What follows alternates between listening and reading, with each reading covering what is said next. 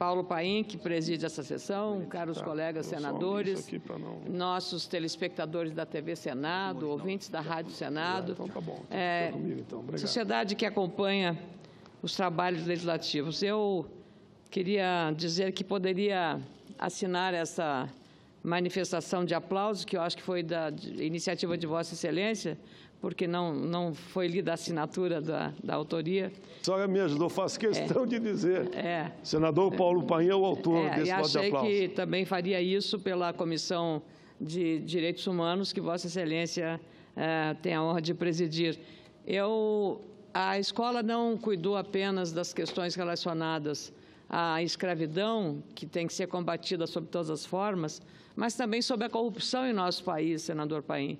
E, nesse aspecto, penso que a abordagem pelo humor dentro do Carnaval, no Sambódromo, das mazelas nacionais, como a corrupção, faltou apenas uma referência a destacar o trabalho da Operação Lava Jato. E a omissão dessa Operação Lava Jato me parece uma omissão apreciável, porque, assim como a corrupção nos envergonha, a Lava Jato nos orgulha. Então, não é um país sem uma luz no fim do túnel.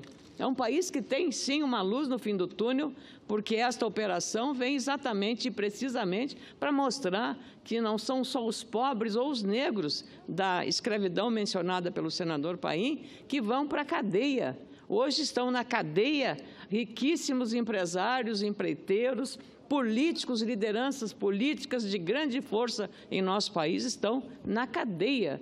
Quando que nós imaginaríamos que isso chegaria um dia a acontecer? Então, a omissão da Tuiuti, a presença da Operação Lava Jato, deixa a desejar no quesito combate à corrupção. Eu queria, senador Paim, na sexta-feira aqui, estávamos alguns senadores, e eu fui a primeira oradora a falar, e tratei de fazer alguns reparos, porque a sexta-feira pela manhã não tínhamos informações completas sobre a intervenção federal no Rio de Janeiro.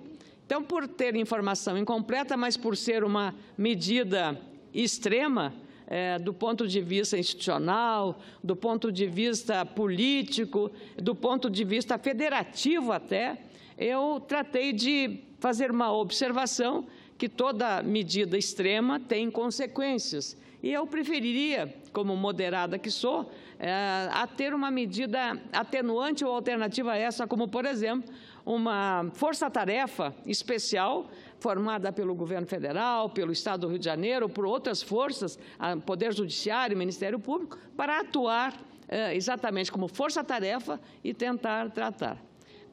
Na medida que as informações foram tomando a sua compreensão maior, que é uma intervenção federal, exclusivamente na área da segurança, em que o Comando Militar do Leste assume o comando da Polícia Militar e Civil do Estado do Rio de Janeiro, em caráter emergencial e temporário, então compreendi um pouco mais e até fiquei ouvindo as informações e as análises de especialistas que são pragmáticos, têm lógica e não têm o viés ideológico no trato dessa questão.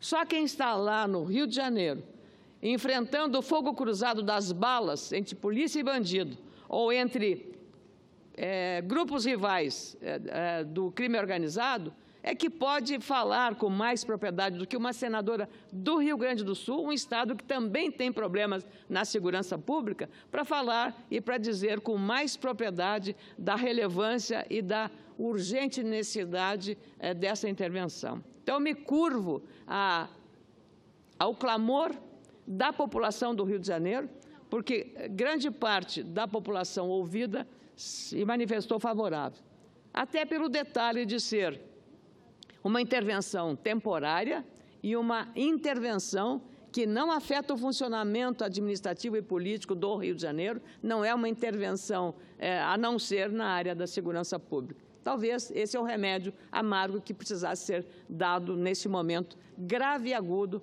da fragilidade da segurança pública naquela cidade que é maravilhosa, naquela cidade que é o cartão postal do Brasil e que no Carnaval foi palco de verdadeira tragédia, com arrastões, com assaltos no sambódromo, aos blocos, a pessoas de todas as classes sociais, e isso entristeceu e envergonhou todos os brasileiros, porque essas notícias correram o mundo. E isso também deixa o Brasil numa situação extremamente vulnerável.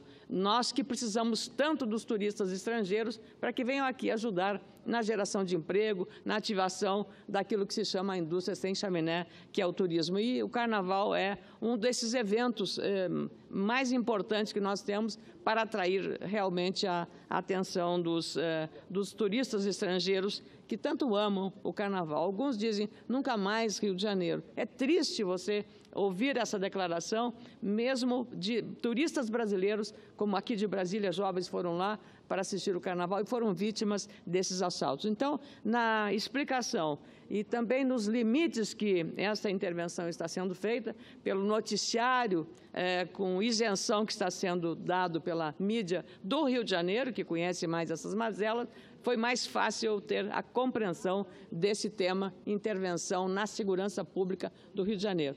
Mesmo o Estado do Ceará, administrado pelo Partido dos Trabalhadores, requereu ao governo federal a intervenção das Forças de Segurança Nacional, exatamente porque o Ceará vive, como o Rio de Janeiro, também o impacto de uma ação organizada, extremamente forte do crime organizado nas penitenciárias do Rio de Janeiro, nas penitenciárias do Ceará, com uma ação violenta também, queimando ônibus, assustando e atemorizando a população daquele estado também, que é uma grande fonte de turistas, que atrai turistas brasileiros de todos os cantos do Brasil e também turistas estrangeiros, pela beleza das suas praias, pela população acolhedora que tem no estado do Ceará. Então, nós temos que ver, o que também me dava uma certa apreensão era saber se uma intervenção feita no Rio iria se repetir como bola de neve ou cascata nos estados que têm problemas de segurança, como agora vive o estado do Ceará e já viveram outros estados, como o estado do Amazonas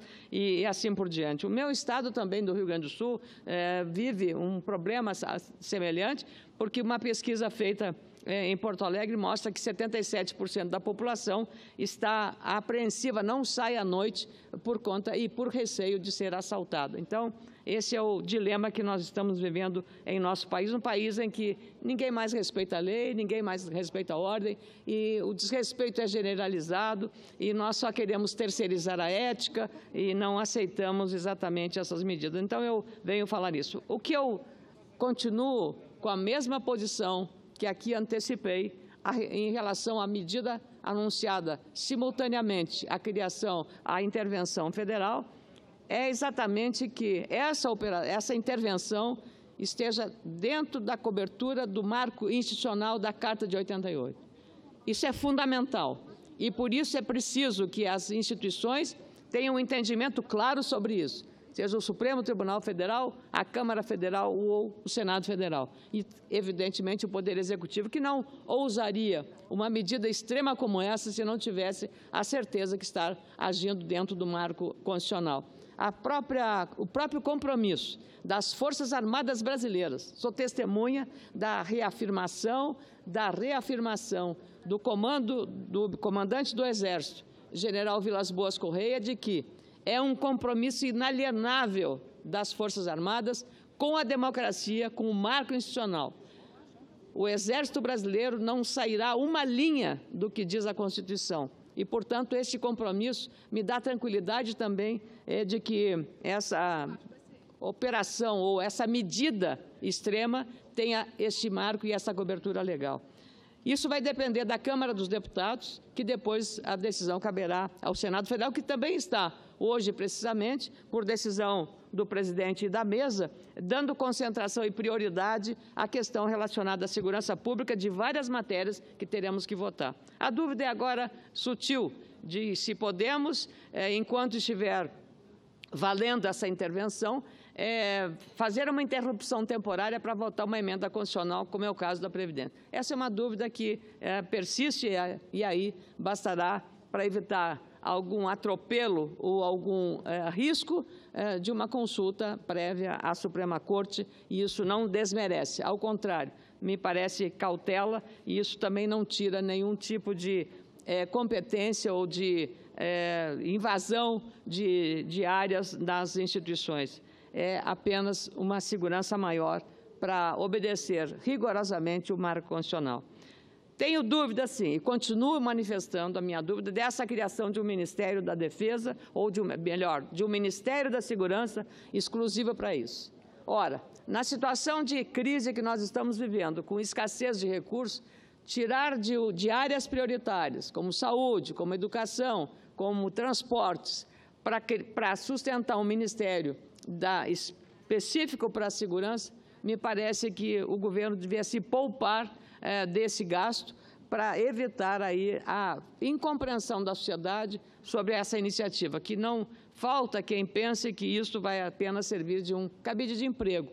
Claro que o governo não terá esse grau de responsabilidade de propor um ministério, mas acho que é dispensável um ministério para criar. Temos aí o Ministério da Defesa, operando com muito ativismo, o Ministério da Justiça, Gabinete Civil da Presidência da República. Poderia ser criada uma força-tarefa junto ao governo federal e resolver o problema sem criar um ministério novo, o Ministério da Segurança. Eu, com muita alegria, concedo a parte ao senador Jorge Viana.